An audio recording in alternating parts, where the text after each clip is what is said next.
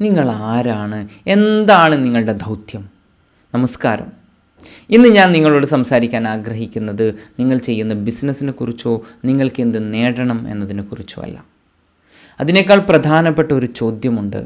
നിങ്ങൾ ആരാണ്? നിങ്ങളുടെ ഉള്ളിൻ്റെ ഉള്ളിൽ നിങ്ങൾ ആരാണ്? നമ്മൾ ഓരോരുത്തരും വ്യത്യസ്ത കഴിവുള്ളവരാണ്. ഏത് മേഖലയിൽ ജോലി ചെയ്യുന്നു എന്നത് പ്രശ്നമല്ല. നമുക്കെല്ലാവർക്കും മറ്റുള്ളവർക്ക് നൽകാൻ കഴിയുന്ന ചില സമ്മാനങ്ങളുണ്ട്.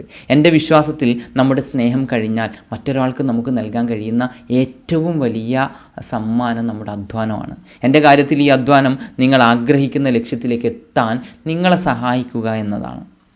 നമ്മുടെ അധ്വാനത്തിലൂടെ നമുക്ക് നൽകാൻ കഴിയുന്ന 4 പ്രധാന സമ്മാനങ്ങളെക്കുറിച്ച് ഞാൻ പറയാം.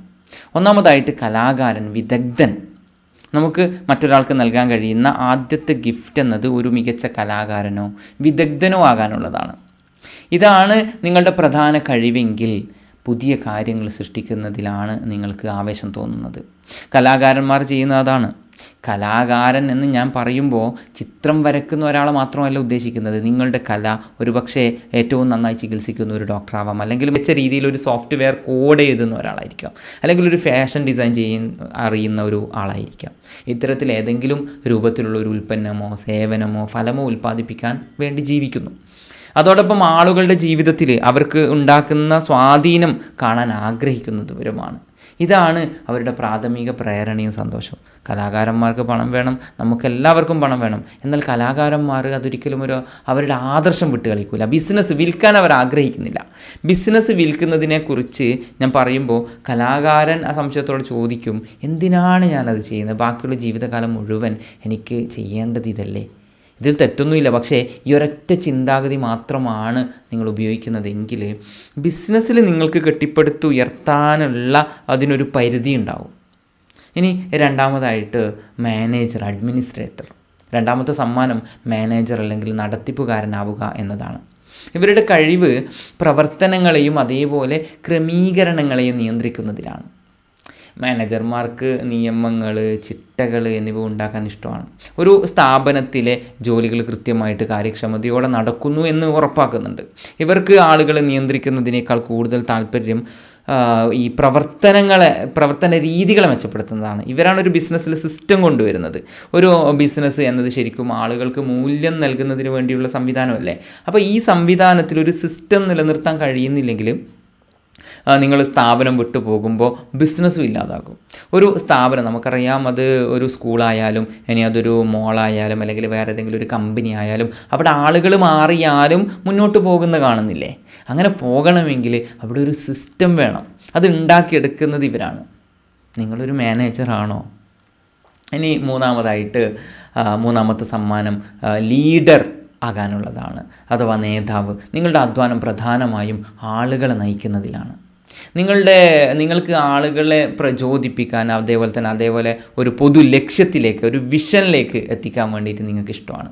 ആളുകൾ അവരുടെ കഴിവുകൾ കണ്ടെത്തുക, അവരെ ഒരുമിച്ച് നിർത്തി വളർത്തുക, ഇതൊക്കെ നിങ്ങൾക്ക് സാധിക്കും.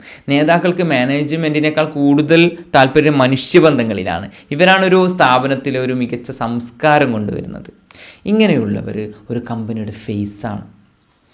അവരുടെ വാക്കുകളിലൂടെയും പ്രവർത്തികളിലൂടെയും കൂടെയുള്ളവരെ എപ്പോഴും മുന്നോട്ടേക്ക് കൊണ്ടുപോകും. ടീം വർക്ക്, വിശ്വാസം, കൂട്ടായ വളർച്ച എന്നിവയിലൊക്കെ ആയിരിക്കും അവരുടെ ശ്രദ്ധ. നിങ്ങളൊരു ലീഡറാണോ? ഇനി നാലാമത്തത് സംരംഭകൻ, റിസ്ക് എടുക്കുന്ന ആൾ, ഓന്ത്രപ്രണർ. ഈ നാലാമത്തെ ആൾ വലിയ റിസ്ക് എടുക്കാൻ ഇഷ്ടമുള്ള ആളാണ്. ഇവർ ബിസിനസ്സിൽ വരുന്നത് തന്നെ പ്രധാനമായിട്ടും നേട്ടത്തിന് വേണ്ടി, ഉയർച്ചയ്ക്ക് വേണ്ടി, താഴ്ചയ്ക്ക് വേണ്ടി, ഇതിൻ്റെ ഒരു ഇൻട്രസ്റ്റിന് വേണ്ടിയിട്ടാണ്. ഇവർക്ക് റിസ്ക് എടുക്കാൻ വളരെ ഇഷ്ടമാണ്. ഇവർ ബിസിനസ് വിൽക്കാൻ സന്തോഷമുള്ളവരാണ്. അതേപോലെ തന്നെ ബിസിനസ് വിൽക്കുക, വാങ്ങുക, മറ്റൊന്ന് പുതിയ തുടങ്ങുക, ഇങ്ങനെയൊക്കെ ചെയ്യും. അവർക്ക് ഉൽപ്പന്നമൊക്കെ ഇഷ്ടമായിരിക്കും, പക്ഷേ അതൊക്കെ മാറാം. ഒരു ബിസിനസ്സിനെക്കാരനെ സംബന്ധിച്ചിടത്തോളം അത് ഉൽപ്പന്നം എന്ത് തന്നെ ആയാലും പണമുണ്ടാക്കാനും വിൽക്കാനും കഴിയുന്ന ഒരു ബിസിനസ് ഉണ്ടാക്കുക എന്നുള്ളതാണ്. പലതവണ പരാജയത്തിലെത്തിപ്പെട്ടാൽ പോലും വീണ്ടും എഴുന്നേറ്റ് വന്നിട്ട് കളിക്കും. നിങ്ങളുടെ ഏറ്റവും പ്രധാനപ്പെട്ട ചിന്ത, റിസ്ക് എടുത്ത് ലാഭം പരമാവധി വർദ്ധിപ്പിക്കുക എന്നതാണെങ്കിൽ നിങ്ങൾ സംരംഭകനായിരിക്കും.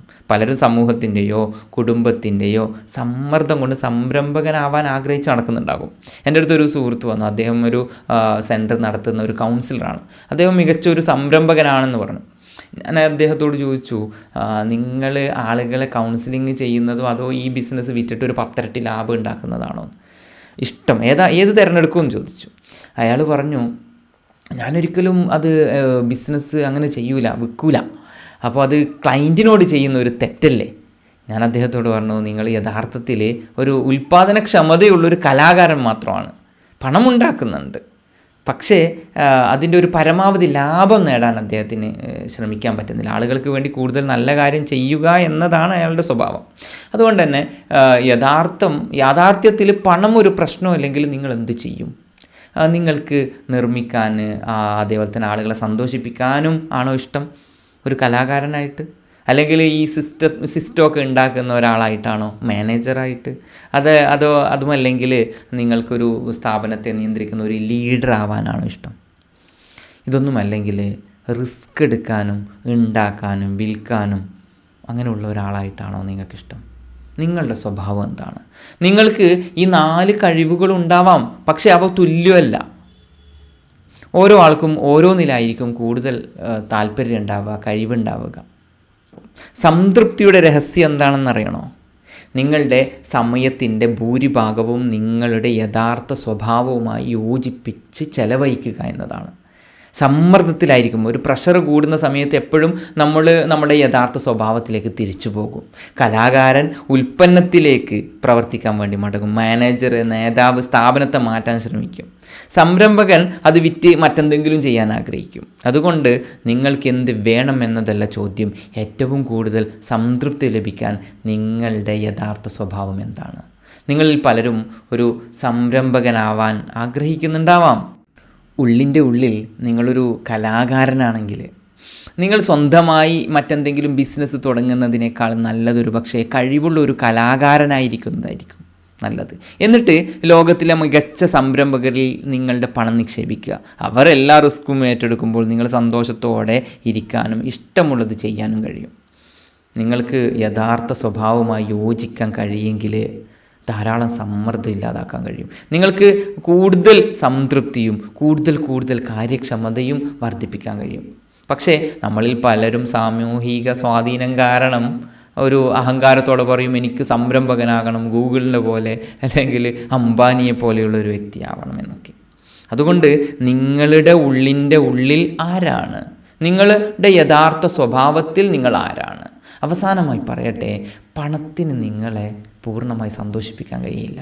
നിങ്ങൾ ആരാണോ ആ സ്വഭാവത്തിന് മാത്രം, ആ സ്വഭാവത്തിൽ ഉറച്ചു നിന്ന് പ്രവർത്തിക്കുക. അപ്പോഴാണ് നിങ്ങൾക്ക് സംതൃപ്തി ലഭിക്കുക. ഇതാണ് ചോദ്യം. നിങ്ങൾ ആരാണ്? നിങ്ങളുടെ യഥാർത്ഥ സ്വഭാവം എന്താണ്? നിങ്ങളുടെ പങ്കാളി ഇതിലേത് വിഭാഗമാണ്? നിങ്ങളുടെ മക്കൾ ആരാണെന്ന് തിരിച്ചറിയാതെയാണോ അവരെ പലതിലും നിർബന്ധിച്ചുകൊണ്ടിരിക്കുന്നത്? എങ്കിൽ നിർബന്ധമായും കണ്ടെത്തുക നിങ്ങൾ ആരാണ്. നിങ്ങൾ സമ്മർദ്ദത്തിലേക്ക് പോകുമ്പോൾ നിങ്ങൾ ആരായിരിക്കാനാണ് ആഗ്രഹിക്കുന്നത് എന്ന് നിങ്ങൾ കമൻറ്റ് ചെയ്യുക. All the best. Thank you.